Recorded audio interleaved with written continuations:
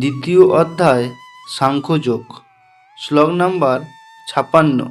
দুঃখেষু অনুদিক নমনা সুখেষু বিগত স্প্রিয় বিতরাগ ভয়ক্রোধ স্থিতধি মুনি রুচ্যতে। ত্রিতাপ দুঃখ উপস্থিত হলেও যার মন উদ্বিগ হয় না, সুখ উপস্থিত হলেও যার স্পৃহা হয় না, এবং যিনি আসক্তি, ভয় ও ক্রোধ থেকে মুক্ত, তিনি স্থিতধি অর্থাৎ স্থিতপ্রজ্ঞ।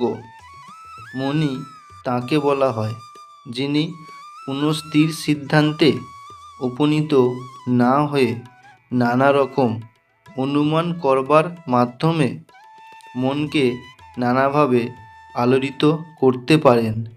তাই বলা হয় যে নানা মুনির নানা মত।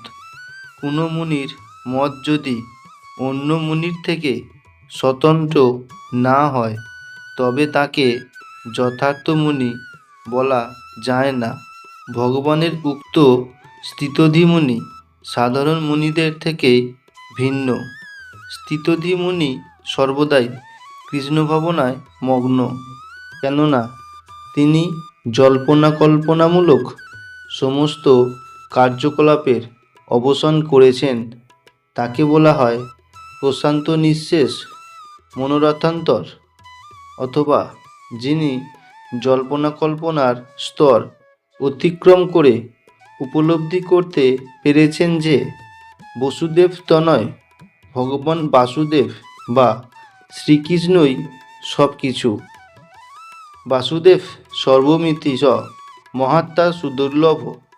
তাকে বলা হয় একনিষ্ঠ মুনি। এই ধরনের কৃষ্ণ ভাবনাময় ভগবত ভক্তকে জড়জগতের ত্রিতাপ ক্লেশের কোনো আক্রমণই আর বিচলিত করতে পারে না, কারণ তিনি সব রকমের দুঃখ দুর্দশাকে ভগবানের আশীর্বাদ বলে মনে করেন। তিনি মনে করেন যে তার পূর্বকৃত অসৎ কর্মের জন্য আরও দুঃখ দুর্দশা তার প্রাপ্য ছিল, কিন্তু ভগবানের করুণার ফলে তার সেই সমস্ত দুঃখ দুর্দশার ভার অনেক লাঘব হয়ে গেছে। তেমনি যখন তার সুখানুভূতি হয় তখন তিনি নিজেকে সেই সুখের অযোগ্য বলেই মনে করেন। তিনি ভাবেন যে ভগবানের কৃপাতেই তিনি ওই সুখপ্রদ অবস্থায় রয়েছেন এবং আরও ভালোভাবে ভগবানের সেবা সম্পাদন করতে পারছেন। আর ভগবানের সেবা করবার জন্য তিনি সবসময়ই উদ্যমী ও তৎপর, এবং কোনো রকম আসক্তি বা বিরক্তির দ্বারা তিনি প্রভাবিত হন না। নিজের ইন্দ্রিয় তৃপ্তির করবার আকাঙ্ক্ষাকেই বলা হয় আসক্তি, এবং এই ধরনের ইন্দ্রিয় তৃপ্তির আকাঙ্ক্ষা না থাকলে বলা হয় বিরক্তি।